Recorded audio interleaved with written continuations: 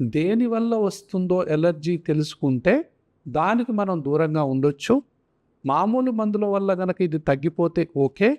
తగ్గకపోయినట్లయితే ఎన్ని హాస్పిటల్స్ తిరిగినా తగ్గట్లేదు, ఎన్ని ఇన్హేలర్స్ వాడినా తగ్గట్లేదు, ఎన్ని ముక్కు స్ప్రేలు వాడినా తగ్గట్లేదు అంటే ఇమ్యునోథెరపీ అవసరం పడొచ్చు. ఇంకా ఆధునికమైనటువంటి ఎన్నో రకాలైనటువంటి వైద్య విధానాలు ఇప్పుడు శ్వాస హాస్పిటల్లో అందుబాటులో ఉన్నాయి.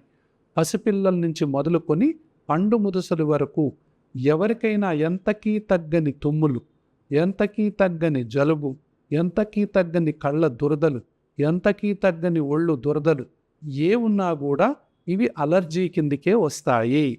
ఈ అలర్జీకి మూల కారణం ఏంటో తెలుసుకొని మనం సరి అయినటువంటి వైద్యాన్ని కనుక మనం ఇవ్వగలిగితే ఈ బాధల నుంచి విముక్తి పొందొచ్చు.